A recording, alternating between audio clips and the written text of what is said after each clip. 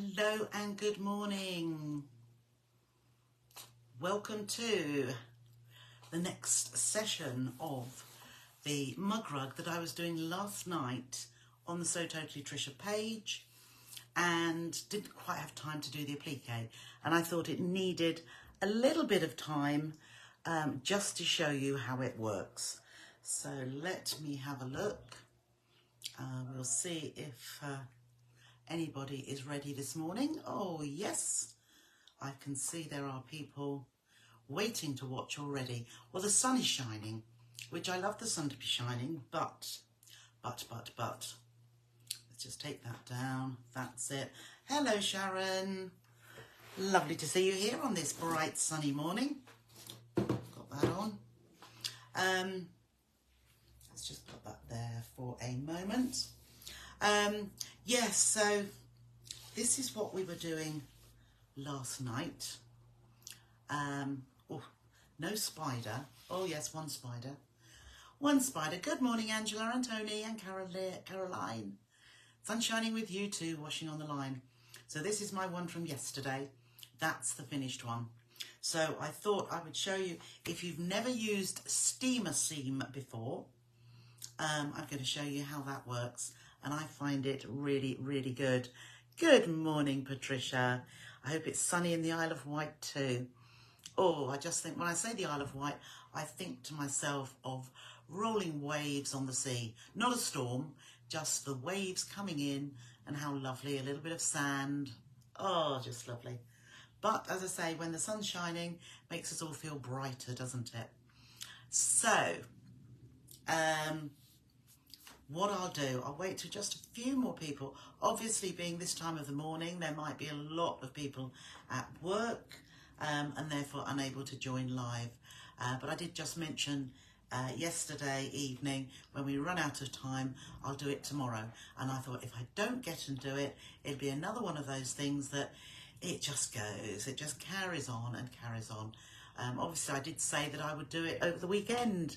That was last weekend, not this weekend.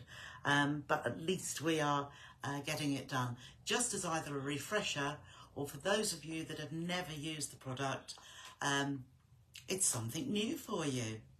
So I'll just tell you what steamer seam is, because you might think steam, right, we're using a kettle, we might use an iron with water in it to give steam, and a seam, why would I want to steam a seam? But this is using a double-sided adhesive, which is then fused by using heat, and in this case steam. And it is very forgiving, because if you don't use steam, it doesn't matter.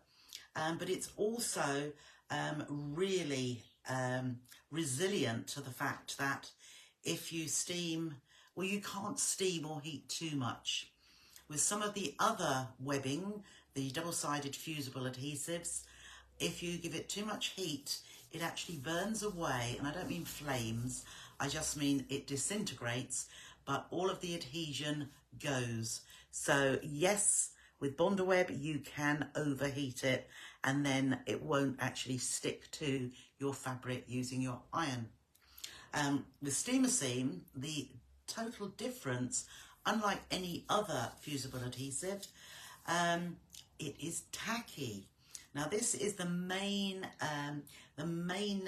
thing that is just so amazing, is that you can place your pieces once you've either traced them or cut the shapes out and taken off one layer of the binding.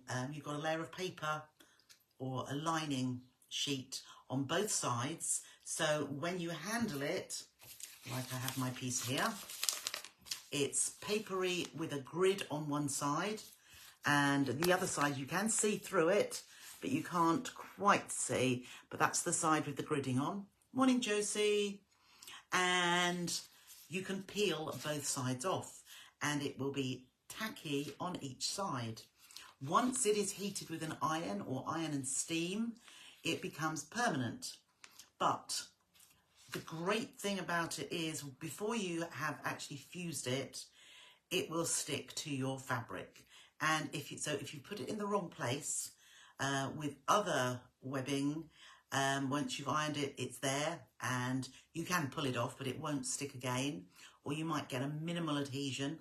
But with this, you can replace it into the exact position that you want it to be. Morning, Kirsten and Rena. Although I'm not doing this particular technique today, it's purely, I've already traced my wording, I'm purely going to place it down, iron it, to fuse it, and then I'm going to do a little bit of free motion on this occasion. But if you were building up a character, or flowers, say, you would easily be able to do this on either a sheet. You can have like a Teflon sheet. What you can do, so like Sunbonnet Sue, or a character where you want to put, morning Sue, where you want to put, say, the legs and the body, and then a dress. You want to put some hair on the top. Oh, there's Tony, hello, and Heather. You can actually layer them up. So you can place your, whatever needs to go at the bottom, say the body, then you can put the dress or the shorts and the top on top of it, and it all sits together. Now with Bondaweb, if you layered them up like that and you had a gust of wind, they would all blow apart and you'd have to start from scratch. But with this, the tackiness is absolutely fantastic, and this is what makes it a special product whenever you're doing applique. So obviously there's so on the PDF, which is in the group, I have given you this, it's just the basics of what you need to make your 8x5 mug rug. So we've done the basics, and then I'm going to do the applique at the end. You could have done the applique before we put the binding on, or before we brought, so here is so I've done this mug rug, could be as it is, end of, but I want to put a bit of applique on it. So before I'd actually brought the edging over from the back, because you can see it's the same fabric on the back as the front, that's what's giving the bound edges. You could have done your applique purely onto the patchwork effect on the wadding. Steamer seam, that is exactly what it is, Sue. I think you've got some, but it is on the website if you haven't got any. And it's £4 a half metre. So it's 12 inches wide, that's how wide it is. So once I've used this bit, I'm going to cut the rest off and keep it for another project. I did that with my previous bit, but I can't find my bit. But with you will put it all together in a little plastic bag, and so you know exactly where it is. So what you do have to think about with lettering is that it's the right way round. So obviously the lettering I've already got on the PDF is the right way round, but it needs to be reversed. So the easiest way I have found of doing that is so I've traced it onto my gridded side, then because I can see through it, I've traced it on the other side. So I've just looked through and I've just gone over the outlines so that I have got all of the lettering the wrong way round. So this is the easiest way I found to do it. And what I should have done, or what I was going to do, was actually cut these pieces out, which I haven't. So all I'm going to do now, I am going to cut around, and obviously I'm using, well, I'm using paper scissors, but I'm just going to cut those apart. Let's just dip it down so you can just see me cutting. How boring will this be? Just cutting around these pieces. So doesn't have to be exactly on the line, because no one will ever know, because once we have got these pieces cut out, we are going to reveal one of the sides and place it onto our fabric. So let's just have a look. Actually, I wouldn't, I'm cutting this bit out, but it's not what I'm obviously not quite awake. I'll carry on cutting this one out just to show you an easier option of doing this. So rather than having to cut the exact shape first, and actually that was the reason I didn't cut it out, wasn't it? So I've cut that letter out. I've cut the letter out. But with this piece here, what I'm going to do, I'm just going to think about, because whichever side I peel off, I'm going to be left with the writing, which is what I want. Now, that is the wrong way round. That is the wrong way round. So because I want to be left with this outline, I'm going to peel off the other side. So you can just make sure the sticky, yeah. So I want my sticky to be on this piece. This is obviously the wrong way round, you can see. Yes, it looks the wrong way around to you, that's good. And morning, Jill. Who's that? Oh, that's Jill and John. You're working. Yes, don't do it while you're working. So I've peeled off and I'm feeling that tackiness there because I want it to be on this piece. So I'm going to take that off. That's my liner sheet. And then this, as you can see, is still tacky. So I'm going to get my fabric. We're going to put the other sheet on as well. Now, I've got plain fabric, but if you've got patterned fabric, this is the wrong side. So I'm going to stick this down onto the wrong side. Okay, now you can see that is stuck to it. Okay, wobbling it around, it's not coming off. As I say, with Bondaweb, Thermoweb, fusible, heat and bond, it would fall off. So let's just make sure I've got, so the same with my S, that needs to be the wrong way round. If you can read it, it's the wrong way round to pop it. So we're going to pop it onto the wrong side of the fabric this way, and therefore I am going to take, oh now, the adhesive at the minute is on the wrong side. I want it to be on this top layer, so I'm just peeling, that's it. So I can see it. So it's on this piece, it's on the wrong, what looks wrong. I'm just going to peel that off. Now you can see why I've shown you both effects. So I've cut that out once to the shape. There we are, that's sticking on there. So I'm going to have to cut it out again. If I were to put, as I have here, the whole piece, I've only got to cut the intricate shapes once. So let's just take this around here and just clip that along there so that I'm working with a smaller piece. So there is my, let's just pop that down there. Now what we can do is we can actually iron that onto there if you want to, but I'm going to wait until, because I'm going to now cut round the edges. Whoops, I went in a little bit there, never mind. Oh, that's coming off there. Let's just see here. Right, so I am just cutting around here. And so even if we had ironed on that first bit, which we could have heat set this already, but I'm going to wait till I pop it onto my mug rug. There we go. Gosh, it's warm in here. Let's just see there. Just cut this one down here. Let's just firmly, just finger press that down so that it adheres a little bit more while I am cutting around these edges. Obviously the W wouldn't have mattered, but the S and the E, there are letters which matter about which way round they are. So let's just pop this here and around we go.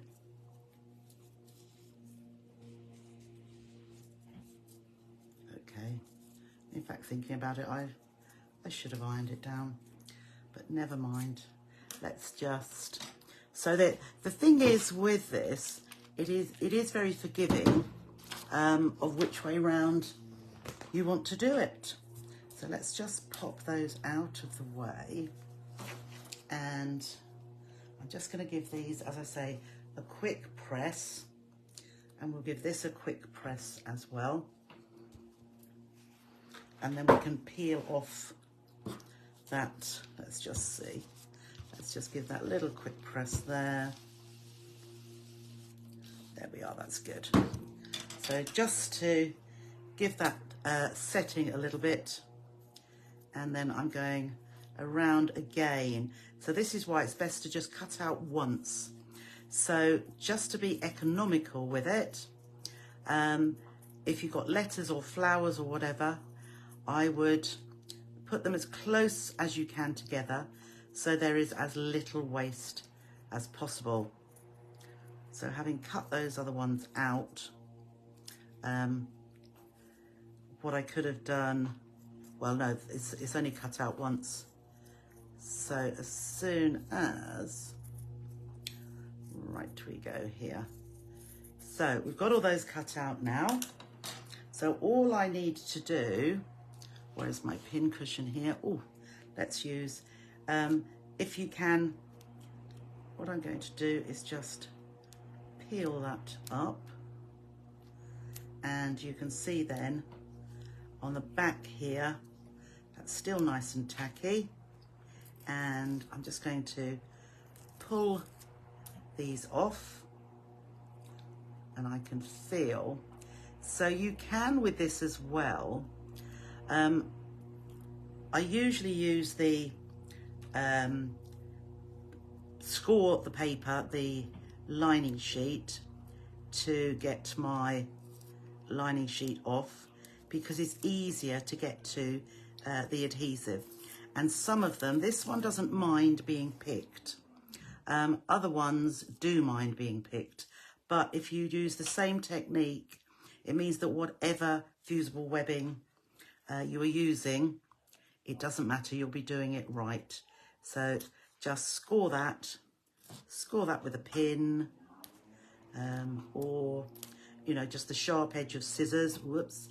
You can see how that's sticking to me already. So you can see how it's actually going to work. It's going, oops, it's not actually on. There we are, is that better? There we are. It's not actually there. So let's just peel this bit off. And as you can see again, it's hanging on my finger, which is great, because that means when I get my little mug rug out, I can, let's see, you know, I'm going to put that on there. Okay, so we pop that on, and we pop that on, and we pop that on. Okay, and it's stuck. Temporarily it's stuck, but oh my goodness, I've spelt it wrongly. Never mind, we say. So I can lift that up, I can put my W here, and I'm going to do a sort of curved. So let's just pop that just there. And there is my S, there is my E. So I would start at both sides first. So let's put that there. Let's see, the E may not fit in the middle, but, so just pat that down. Okay. I'm happy with that. So that is now temporarily, but as you saw, I can lift it up again if I want to. So because I don't want it to lift up, I'm just going to give it a press. Now, I think with when you buy this, there is a little flyer or a little sheet which actually gives you all the information of how long you should set it for. I would say roughly 10 seconds. And I would dab to start off with, just to give it that preliminary adhesion. And then once it's stuck, you can move it lightly over to give that heat all the way. If you move your iron too quickly, you may push a little bit up. But I can feel now that is absolutely stuck down. Now, like with our, all morning Karen, like with our fusible wooding, or what's the other ones? Starville Fix, our Decavilles, you should leave them for a good 20 minutes or so till it's cool before you start stitching on it, because it allows the adhesive to actually fix permanently to whatever it's being stuck to. So I am giving that, good morning Jane, I'm just giving it a waft round. I can feel that getting cooler, because sometimes with fusible webbings and fusible adhesive sheets, you can find, or you might find with your needle, it sticks a little bit. I haven't ever had that problem, but I have had people saying that to me. And it's probably because the adhesive has still been warm and therefore not dried out completely, which means that when your needle goes through, it could pick up a little bit of the tackiness. But as I say, I'm just leaving that. You can waft it around. You can see that the letters are going nowhere. And even though the background, you can see the background there, it was quite a basic patchwork effect. But with some lettering on it, it just makes it that little bit different. Okay, so I'm happy with that now. There's a minimal amount of heat there, but we are going to, let's get this out of the way first of all. We are going to do a little bit of free motion, because I know you all like your free motion, but I know some of you are still a little bit frightened. But the more you do, am I switched on? Yes, I'm switched on. The more free motion you do, a little bit at a time, the better you will find, or the easier you will find it actually comes to you. So I have, let's bring you in a little bit closer. I have already changed my foot, and let's have a look, see if that, so I have put my foot on the machine. You can see I've got an open toe one on today, because, let me get this here, it's like a little bit like a horseshoe, so that I can see where I'm going.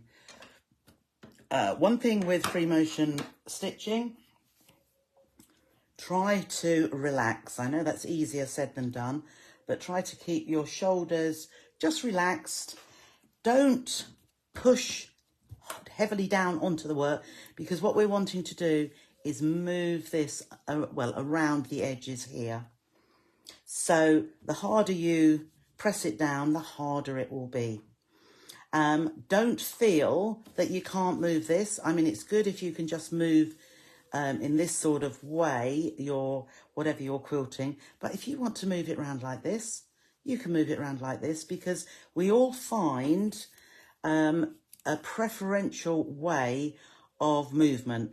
Some of you, I like bringing the stitching towards me. I like to go this way so that I can see the outline that's coming up. I'm not so good, excuse me, I'm going sideways. I'm not so good at that, but practice makes perfect, like with anything. Now I'm being very bold here, and I'm going to use white thread onto a dark blue background. So you'll need your free motion foot on. Quite often you will have, oh, I haven't got one to hand. So with your free motion foot, it may have a bar which needs to come over the needle bar here. Might have a bar on it, it may not. Probably got a spring which allows it to hop a little. So I'm just going to pop that down. And you've probably got a little bit of leeway to be able to go like this. With the Juki, it does tend to sit fairly low, but it works. And the other thing you need to be able to do, here are your feed dogs, these little metal parts here, and you want to drop those. So I've got a lever. You may have a little lever either at the back of the machine, underneath the needle bed, or at the front. So just make sure your feed dogs drop. So let's just bring that in just so that we can see. And you will see, watch for those feed dogs there. And, oops, that's it, they've gone down. There, you've seen them drop now. Did you see them just go down? So that across here is absolutely smooth now, because the feed dogs are below the level. So I don't change my stitch length. I don't change anything else. Some people do, but your stitch length is all controlled by how fast you have got your machine going, and also how quickly or slowly you move your fabric underneath. So if the other thing is as well, it's good to have a constant speed. So your foot should be on your foot pedal as consistently as possible. So it's going at the same speed all the time. Slow is not as good as fast. It is better to be a little bit faster than have it going very, very slowly, because you can always use, it's the combination, you can always move your fabric quicker than, so if you keep altering your speed by pressing your foot up and down, your stitch length will not be similar the whole way through. So let's give it a go to start off with. Start wherever you like. I'll just start on the middle one here, and I'm going to keep my, let's put that just there. Just trying to get my phone so that I can see it. Haven't got it in the same place as usual, but let's just move that around like there. And then I can see if anybody's saying, good morning, Janet. So I'm going to put my foot down, get yourself in a comfortable position, and we'll see. I might go around each one twice. Right, so here we go. Whoops, that was a bit of a wobble. So I'm going down. Now, as I say, I don't like going sideways, so I'm going to move my work. Oh, we're definitely going to be going. So I haven't done any. Have a little practice before you start. Oh, I'm doing a little bit of sideways there. There, and you can hear my speed. Now, I am going a little bit slower than I would normally do, purely because, oh, you can see that, yeah, purely because I'm going round. Now, I could clip that off now, which in fact I will, and just clip that little bit of the first there, and then I'm going to go around again because I don't find my stitching there so very good. So because I can't see where I'm going to stitch now, I'm just going to swivel that round and carry on stitching. And I'm going to make sure I'm not trying to get on the exact row of stitching that I did firstly. I'm going to go a little bit off. And if you've got closer to an edge at one place, let's go across here. Or I can go back that little bit because I can see. And then just, so you can hear that speed. And it's not a fast speed. Okay, so there is my first one. It's okay, it's a little bit shabby chic. So we can also then, I've just cut the thread, we'll start here. Doesn't really matter where you start, so let's go around the edge here. And I'm going to try, as I say, I prefer one, as soon as you, always remember you can stop. As soon as you're unhappy with the direction you're going, move your work around. Don't expect, oh, I'm surprised I got round there actually. I don't expect, let's come around here now, this to be very, very, so going to my left, that is my, I don't like. So I'm going to move it around so it's coming towards me. But I don't expect my stitching to be directly on top of each other. I want them to be showing that I'm doing two. And like I'm doing, my shoulders are relaxed, but I'm stopping when I want to. So take your foot off the foot pedal.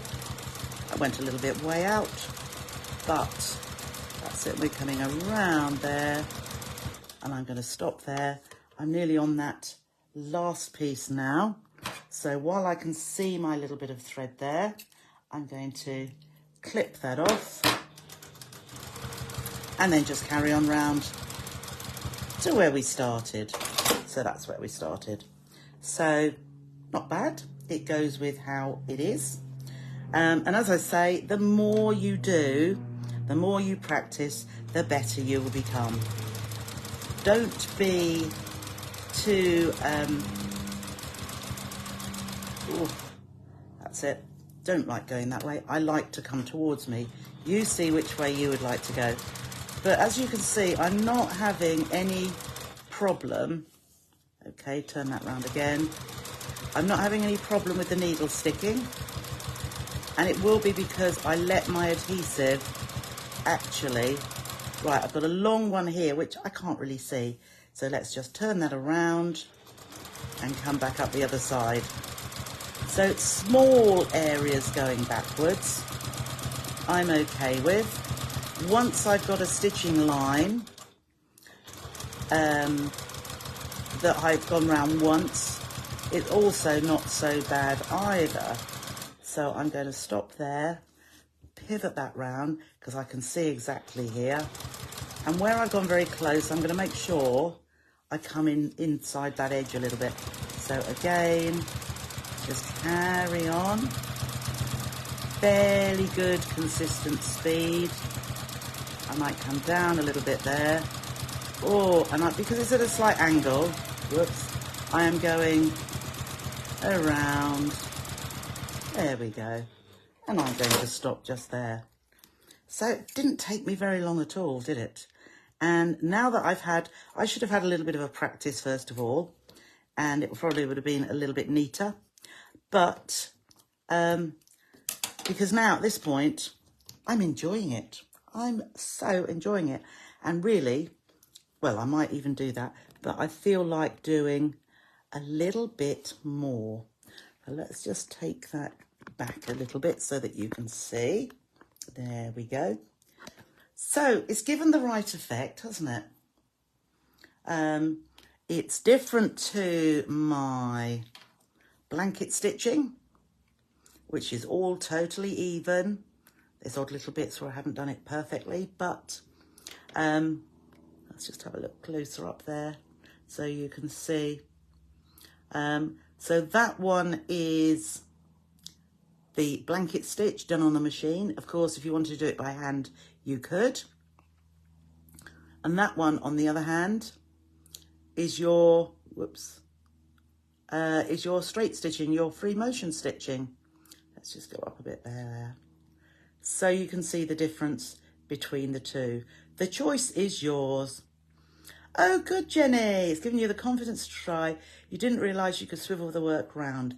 Absolutely can. You do exactly what you like. And always remember, you can take your foot off the pedal. I mean, so many times in my early days, you do get tense, you do get anxious about it because the machine's going, and at least with this, you know where you're going, because, so this is the applique. If you just got the blank area and you were doing your free motion, you'd be thinking, where do I go now? Where do I go now? You don't want to get stuck in a corner. You don't want your stitching, your lines to cross over each other, but you have got the outline, which is where you know you're going. But as I say, whatever feels comfortable for you, and you can always take your foot off the pedal. You know, you can stop. You don't have to have your foot there and it's like, oh, it's going out of control. Just stop, just take your foot off the pedal. The other thing I was going to say, if you have got a machine where you can take the foot pedal off or just unplug it and use the stop-start button, that is also really good, because if you've got a stop-start button, you put the speed to whatever speed is comfortable for you. So remember, it's better to be faster rather than slower with this. And then you just move. Oh, thank you, Josie. Then you just move your work according to it. Would I be able to control the speed with hair and tool? Absolutely. So with your speed lever, put that up between, so not at the slowest, which when you're doing your straightforward sewing, your straight stitching, your construction of garments, of bags, whatever, you might like it to go very slowly. Absolutely fine. But when you're doing free motion, you want it to be anywhere from the middle to the high end.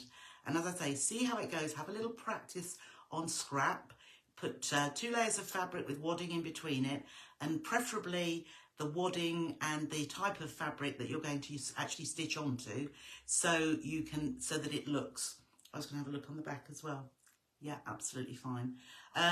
So that it's going through the same layers and the same thickness to see that you'll get exactly the same type of stitching on your actual project that you're making.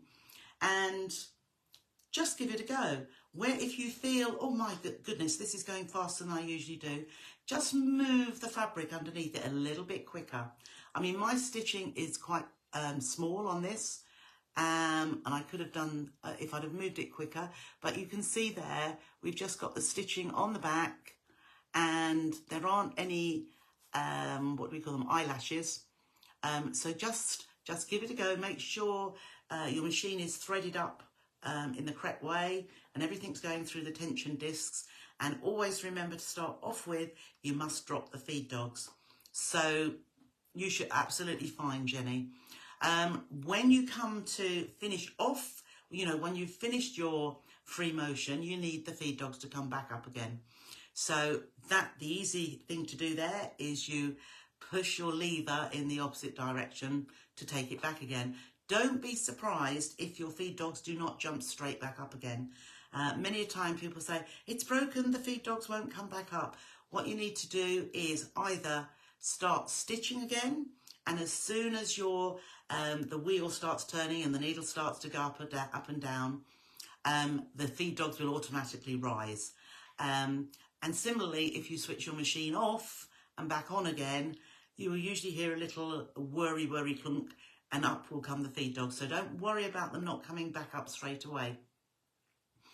Stitch length, I was saying right at the beginning, I don't know whether you were here, Caroline, I don't change my stitch, I alter nothing at all, because at the end of the day, your stitch length is controlled by the combination of the speed that you are stitching,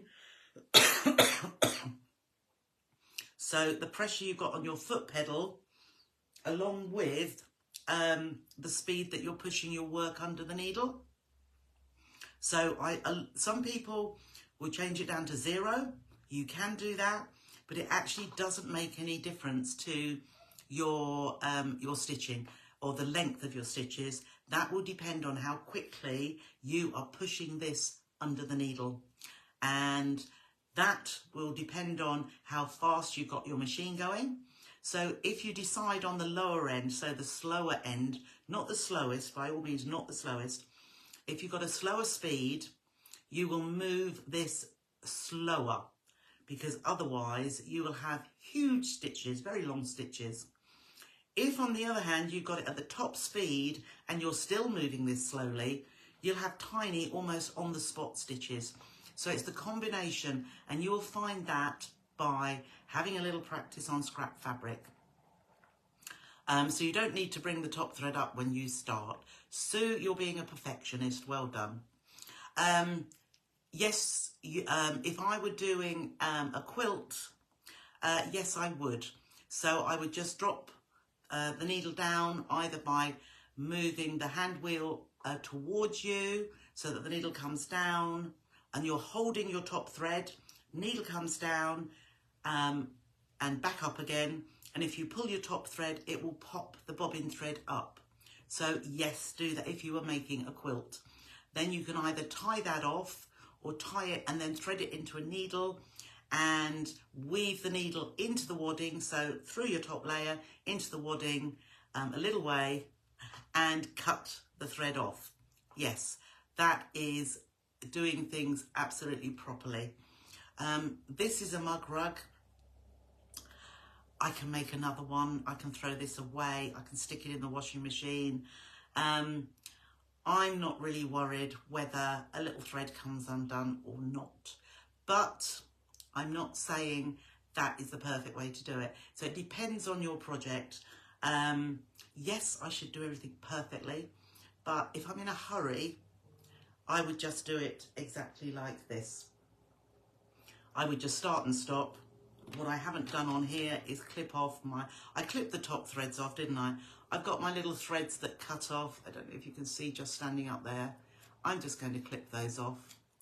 And what you could do, if it makes you feel better, is you could stitch on the spot. There was some just there. You could stitch on the spot to fasten off a little bit more, but you actually can't, I don't think you can see any threads there.